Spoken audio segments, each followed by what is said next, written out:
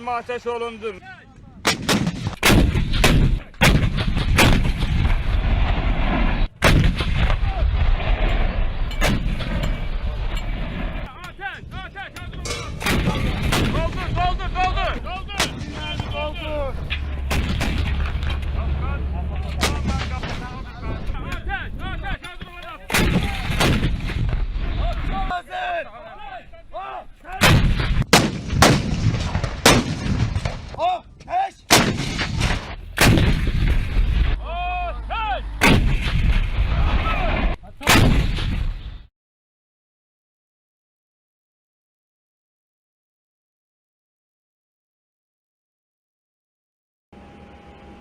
Sources in the Indonesian government have told Reuters that the United States made a request to that country to host American spy planes, a request that was rejected.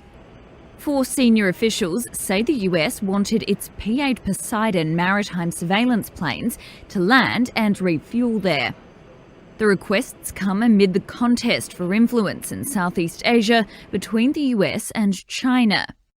American officials are said to have made multiple high-level approaches in July and August to Indonesia's defence and foreign ministers before Indonesia's President Joko Widodo declined the request. The sources say the proposition surprised Indonesia's government, as the country has a long-standing policy of neutrality and has never allowed foreign militaries to operate there.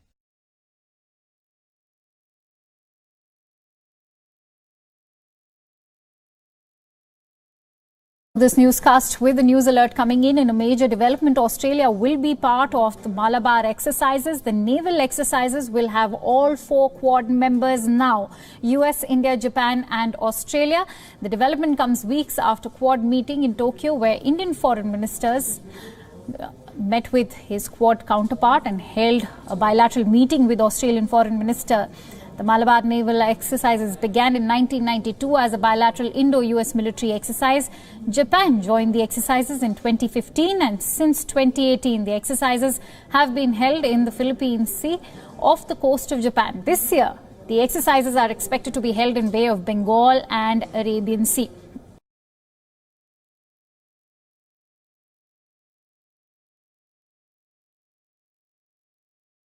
The sign reads clear: wanted by the FBI. 6 Russian military intelligence agents, known as the GRU, that the American justice system is formally charging for a series of high-profile cyber attacks.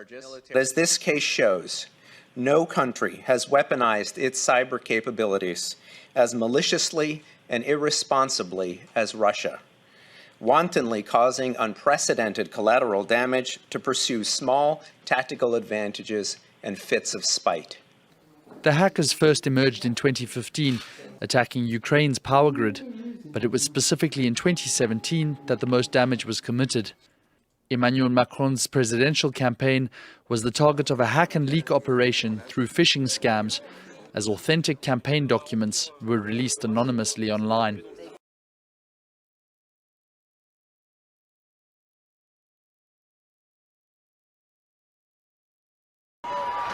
Activists, journalists and lawyers are among the thousands of prisoners in Egyptian jails. Most are held on flimsy charges for challenging President Abdel Fattah el-Sisi's regime. In a letter to him, 56 members of Congress criticised the unjust detention of Egyptians for exercising their fundamental human rights. Sisi's accused of locking up his critics in notoriously overcrowded and dangerous prisons. The American politicians are urging Sisi to free all political prisoners, warning that their continued imprisonment risks death due to COVID-19 outbreaks in jails. The politicians' letter highlights the frustration in both chambers of Congress and what they call Sisi's glaring human rights violations.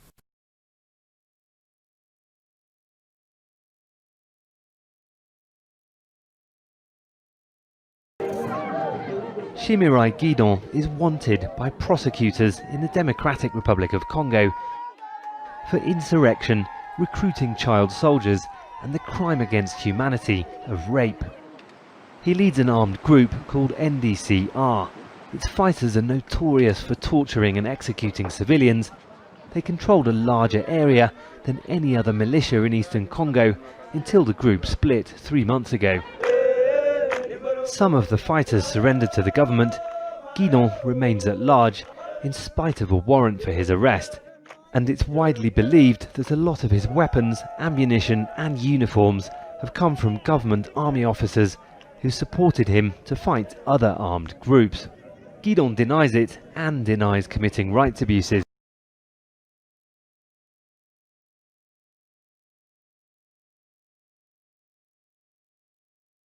A U.S. appeals court on Monday dealt a major blow to Ghislaine Maxwell, a close companion of the late convicted sex offender Jeffrey Epstein. Epstein was accused of recruiting and grooming dozens of underage girls as young as 14 to engage in illegal sexual acts. And on Monday, the Second U.S. Circuit Court of Appeals in Manhattan said there was a presumption the public had a right to see Maxwell's 418-page deposition about her relationship with Epstein.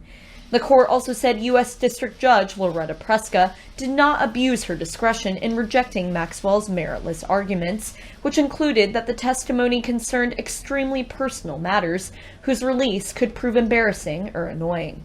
The order upheld Preska's decision in July to release the deposition and hundreds of other documents from the 2015 lawsuit filed by Virginia Giuffre, one of Epstein's accusers.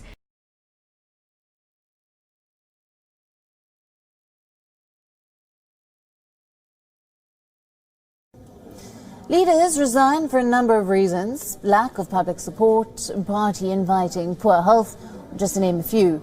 But UK Prime Minister Boris Johnson could very well resign over his salary. He thinks it's too little. Some Tory MPs claim that Johnson is considering going back to public speaking, something that used to fetch him a lot more money. Our next report tells you whether world leaders are actually an underpaid lot. Boris Johnson wants out. After 16 months at number 10 Downing Street, the British Prime Minister is planning to resign. Or at least, that's what a group of Tory MPs claim. Johnson feels he's not getting paid enough. As Prime Minister, he's entitled to a salary of $195,129. That's $16,260 per month. It's a comfortable salary by British standards.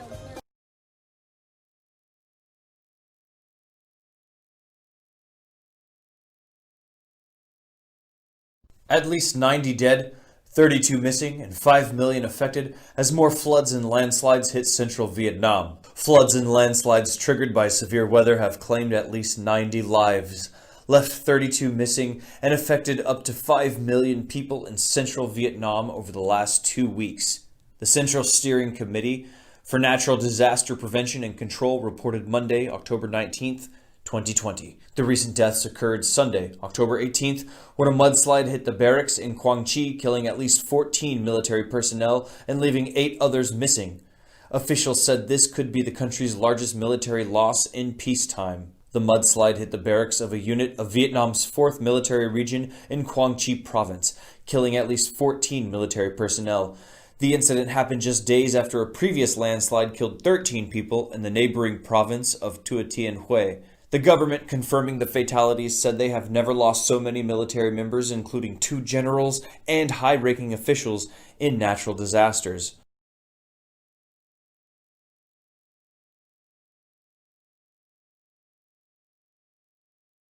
Powerful earthquake has struck southern Alaska, triggering a tsunami warning. According to the USGS, the 7.5 magnitude earthquake struck off Sandpoint, Alaska, just before 2 o'clock this afternoon. It was followed by several aftershocks in the 5.0 magnitude range. You can hear it. The quake prompted tsunami warnings for many communities along the southern coast, but those warnings have now been downgraded to advisories.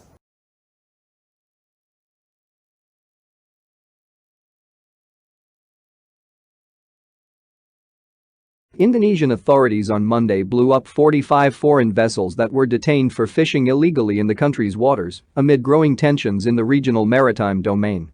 The boats, 15 from Vietnam and 30 from China, were blown up simultaneously at 7 ports from Tarakan in northern Kalimantan to Ranai on the Natuna Islands in the South China Sea. Minister of Maritime Affairs and Fisheries Edi Prabowo witnessed the destruction, which was coordinated by the Navy, Coast Guard and police, via live-streamed internet video at her office in downtown Jakarta. The sinking of the boats is to enforce the law and to protect the sovereignty of our territory, to ensure that the sea is the future of our nation, Ms. Prabowo was quoted as saying by Kompas. Indonesia, the world's largest archipelago nation, has taken a tough stance against illegal fishing since President Joko Widodo took office in 2014 with his administration, blowing up dozens of foreign vessels as part of a campaign to protect Indonesia's maritime resources and domestic fishing industry, which loses billions of dollars in revenues to illegal fishing each year.